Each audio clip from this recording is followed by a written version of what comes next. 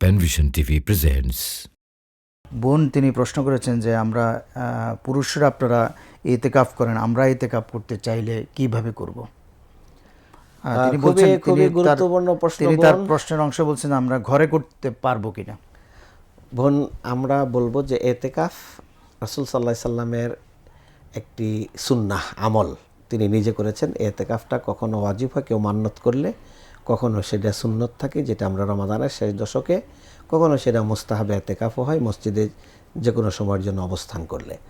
তাহলে সেই দৃষ্টিকোণ থেকে ইবাদতের ক্ষেত্রে আল্লাহ রাব্বুল আলামিন নারী পুরুষ উভয়কেই ইবাদত দিয়ে থাকেন। যেমন ঈদের সালাতের ইবাদত, এটা নারীদের জন্য আছে, পুরুষদের জন্য আছে। জায়গায় জায়গায় নারীদের জন্য একটু শিথিল করা হয়, কিন্তু নারীরা আদায় করার সুযোগ পেয়ে থাকেন, আদায় করার সুযোগ পেয়ে থাকেন। তেমনিভাবে ইতিকাফও নারীরা মহিলারা আদায় করার মতো সুযোগ পেয়ে থাকবেন মনে ইবাদত। সেই দৃষ্টিকোণ থেকে ইতিকাফের জন্য শ্রেষ্ঠ জায়গা হলো বাইতুল্লাহ, মসজিদে হারাম। এরপরে সেকেন্ড জায়গা হলো মসজিদে নববী, থার্ড হলো মসজিদে আকসা, ফোর্থ হলো জামাই মসজিদ, ফিফথ হলো পাঞ্জাগানা মসজিদ। এখন আপনার বাড়িতে যদি মহিলাদের জন্য সেপারেট কোনো পারিবারিক মসজিদ থাকে, অর্থাৎ যেটা পরিবারের সদস্যরা নামাজ পড়ে, মাহারামরাই থাকে, গায়রে মাহারামরা সেখানে প্রবেশ করে না, তাহলে আপনি সেখানে উম্মে আতিয়া রাদিয়াল্লাহু তাআলা আনহার এরকম একটা পারিবারিক মসজিদ ছিল, তিনি আজানের মুয়াজ্জিনের ব্যবস্থা করে দিয়েছেন আল্লাহ রাসূল তার জন্য পুরুষ, এবং সেখানে মহিলারা সালাতের ইমামতি করতেন এবং মহিলারাই সেখানে সালাত আদায় করতেন। তো এরকম অ্যারেঞ্জমেন্ট থাকলে আপনি করতে পারবেন। কিন্তু আপনি ঘরের কোনায় মশারি টাঙ্গাইয়া অথবা চাদর দিয়ে বেষ্টনী দিয়া অথবা কোনো একটা রুমকে এতেকাফের জন্য খাস করে এতেকাফ করা, এটা আমরা কোনো দলিল পাই না। এটা হাদিসসম্মত নয়। না, এটা হাদিসসম্মত নয়, এটা আমরা দলিল পাই না। এটা কেউ কিয়াস করে বলেন, কিন্তু ইবাদত কিয়াস দ্বারা সাব্যস্ত হয় না। কিয়াস মানে অনুমান ভিত্তিক বলে থাকেন, যৌক্তিকতার মাধ্যমে বলে থাকেন। আমরা সুন্নাহকে বিদায় করে দিয়ে কেন আমরা গায়রে সুন্নাহকে আমরা প্রতিষ্ঠিত করব?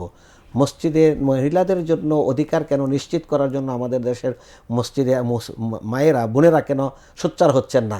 হ্যাঁ, যে সিনেমা হলে মেয়েদের জন্য জায়গা আছে, বাসে জায়গা আছে, বাজারে জায়গা আছে, সব জায়গায় আছে, কিন্তু মহিলাদের জন্য মসজিদে কেন অধিকার তাদের বঞ্চিত করা হচ্ছে? এই ক্ষেত্রে মহিলারা কেন প্রতিবাদ তুলতেছেন না? আমি মনে করতেছি যে মহিলাদের এই অধিকারের ব্যাপারে নিজেদের সচেতন হওয়া উচিত। পৃথিবীতে কেউ না তার অধিকার নিজে নিজে পায় না, আদায় করে নিতে। আপনি মসজিদে যখন জামাত পড়বেন, এক রাকাতে 27 রাকাতের সওয়াব পাবেন, আপনি 27 গুণ সওয়াব বেশি পাবেন। জুমার সালাত আদায় করলে আপনি বুঝতে পারবেন সেখানে কি নাসিহা হচ্ছে, ইলমের আলোচনা হচ্ছে। নারীদের যত বেশি দরকার তারবিয়াতের কাজগুলো, সন্তান লালন পালনের কাজগুলো পুরুষদের চেয়ে মহিলারা বেশি পালন করে থাকেন। অতএব তাদের ইলমের সমৃদ্ধি দরকার আছে, আপডেট এলিমের দরকার আছে, তথ্য দরকার আছে, যেটা প্রত্যেক জুমায় খতিবরা তার আলোচনায় গাইডলাইন করে থাকবেন। ওই আলোচনাটা শোনার মতো সুযোগ দেওয়া হচ্ছে না মহিলাদেরকে। ঈদের নামাজে পর্যন্ত রাসূলুল্লাহ সাল্লাল্লাহু আলাইহি সাল্লাম মহিলাদেরকে বের করে নিয়ে যাওয়ার কথা বলেছেন। কেন? কারণ মহিলাদের, মুসলমানদের সংখ্যা যেন বৃদ্ধি পায়, ইসলামের শেয়ার যেন বুলন্দ হয়, হ্যাঁ, এবং ইসলামের ইউনিটি যেন প্রতিষ্ঠিত হয়, এবং সেখানে যেন জামাতে ইমাম যেন সামাজিক দিক নির্দেশনা দেবেন, শরীর দিক নির্দেশনা দেবেন, পারিবারিক দিক নির্দেশনা দেবেন, রাষ্ট্রীয় দিক নির্দেশনা দেবেন।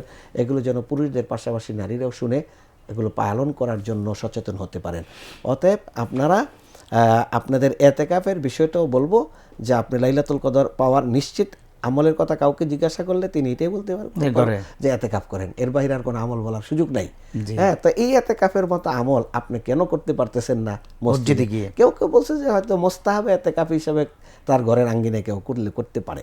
তো আমি এটা বলবো যে যেহেতু আল্লাহ রাসূল সাল্লাল্লাহু আলাইহি সাল্লাম অথবা সালাফদের থেকে এটার কোনো প্রমাণ নাই, তাহলে আমরা কেন এটাকে আমরা ইবাদত হিসাবে সাব্যস্ত করার মতো সুযোগ তো দলিল তো আমাদের হাতে নেই। তো সেই দৃষ্টিকোণ থেকে আমরা বলবো যে মসজিদে আপনাদের অধিকার নিশ্চিত করুন, সেখান থেকে আপনার জন্য। আমি অনেক মসজিদ দেখছি 3 তলা মসজিদ, তাহলে 2 তলাটা আপনারা মহিলাদের জন্য আলাদা ব্যবস্থা করে দেন, আলাদা গেটের ব্যবস্থা করে দেন ঢুকার। এখন আলহামদুলিল্লাহ হচ্ছে, শহরে কিছু অনেকগুলো হচ্ছে, কিছু কিছু জায়গায় এখন আমাদের দেশের এক শ্রেণীর আলেম তারা এটার খুব কঠিন প্রতিবাদ করে থাকে। তো এই জন্য কেউ ফিতনা এড়ানোর জন্য এটাকে নিয়ে বেশি কথা বলতে চাচ্ছেন না।